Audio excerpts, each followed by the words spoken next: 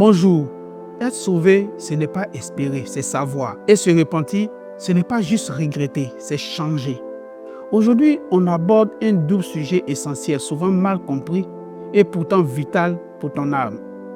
L'assurance du salut et la vraie repentance. Peut-être que toi aussi, tu t'es posé déjà ces questions.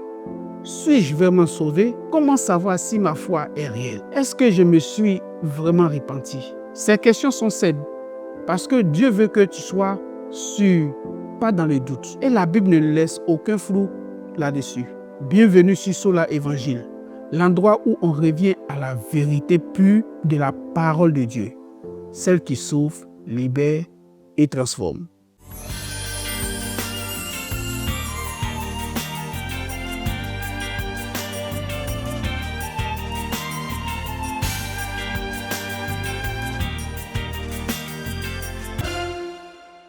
Beaucoup de chrétiens vivent dans l'incertitude, oscillant entre la peur et la culpabilité. Mais écoute bien, Dieu ne veut pas que tu doutes, il veut que tu saches. 1 Jean 5,13 Je vous ai écrit ces choses afin que vous sachiez que vous avez la vie éternelle, vous qui croyez au nom du Fils de Dieu. Remarque le mot sachez. Il ne dit pas espérer, il ne dit pas ressentir, mais sachez. C'est une certitude fondée sur une promesse divine, pas une émotion passagère. Ton salut ne repose pas sur ce que tu ressens, mais sur ce que Christ a accompli. Jésus lui-même a dit en Jean 10, le verset 25, « Je leur donne la vie éternelle, et elles ne périront jamais, et personne ne les ravira de ma main. » Quelle assurance!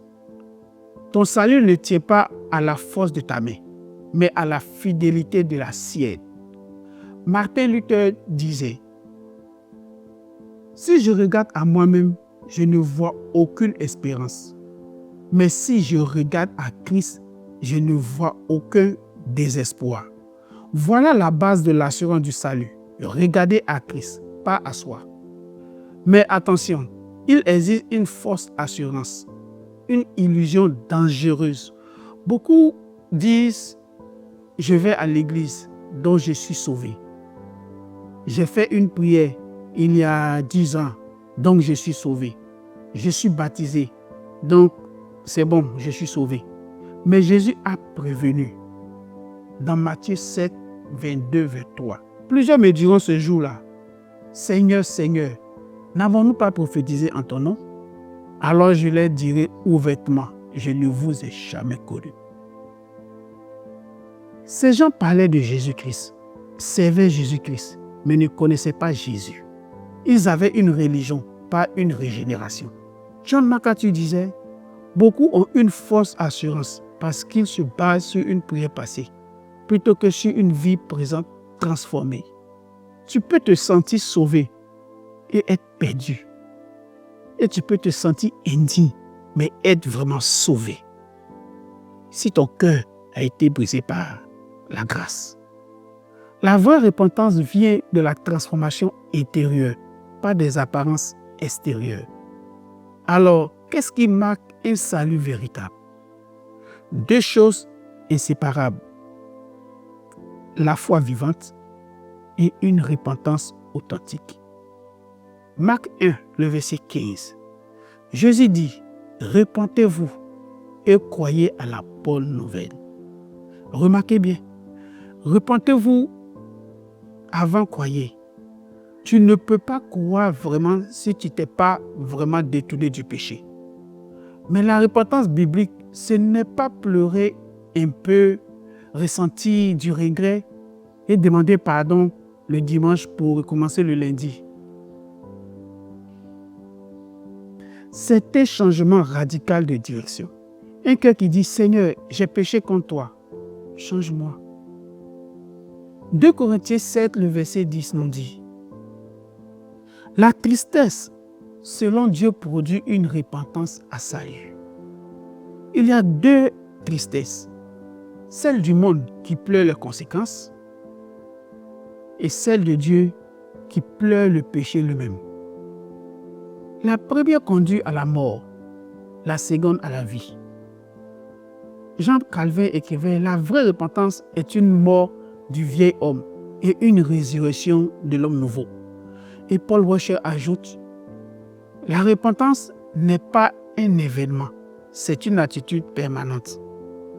Un vrai croyant ne cesse jamais de se repentir, car plus il voit la sainteté de Dieu, plus il reconnaît la gravité de son péché. Tu veux savoir si ta repentance est vraie? Regarde les fruits. Matthieu 3, le verset 8. Produisez donc du fruit digne de la repentance. Ces fruits ne te sauvent pas, mais ils prouvent que tu es sauvé. Voici quelques signes clairs. Tu as du péché. En Psaume 97, verset 10. Tu ne le chéris plus, tu le combats. Spurgeon disait, un chrétien peut tomber 1000 fois, mais il ne peut pas vivre en paix avec le péché. Tu cherches la sainteté. Hébreux 12, le verset 14. Tu veux plaire à Dieu, même dans le secret. Tu persévères dans la foi. Dans Jean 8, le verset 31. Tu continues à suivre Jésus, même quand c'est dur. Tu obéis à la parole. Et Jean 2, verset 3 à 6. Pas par contrainte, mais par amour. Tu aimes les frères. Et Jean 3, verset 14. L'amour n'est pas une émotion, c'est un fruit de la nouvelle nature. Arcis Pro disait, la repentance véritable n'est pas seulement un abandon du péché, mais une course vers Dieu. Ton assurance ne repose pas sur ta performance, mais sur la personne de Jésus-Christ. Romains 8, le verset 1 nous dit ceci. Il n'y a donc maintenant aucune condamnation pour ceux qui sont en Jésus-Christ. Aucune condamnation, zéro. Pas à cause de ta fidélité, mais à cause de la sienne. Cependant, cette foi véritable porte toujours du fruit. 2 Pierre 1, le verset 10. Appliquez-vous d'autant plus à affermir votre vocation et votre élection. En d'autres termes, ne cherche pas ton assurance dans tes émotions, mais dans une vie transformée. Un chrétien n'est pas parfait, mais il est en guerre contre son péché. Il trébuche, mais il ne se complaît jamais. Il tombe, mais il revient toujours à la croix.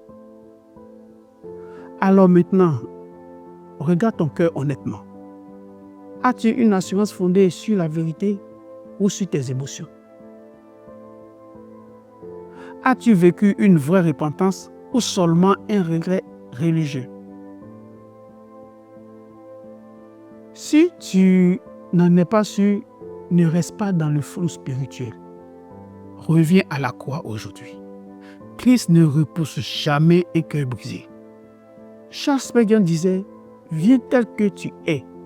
Ce n'est pas ton repentir qui te sauvera, mais le sauveur vers qui tu te repens. Repose-toi sur Jésus seul. Pleure ton péché et cours à lui. Et il te donnera la paix, la certitude et la transformation. Si ce message t'a éclairé, like cette vidéo. Abonne-toi pour continuer cette série sur l'évangile véritable. Et partage-la à quelqu'un qui doute et qui se confie dans une fausse sécurité. Dans la prochaine vidéo, on parlera d'un danger bien réel, les faux évangiles modernes.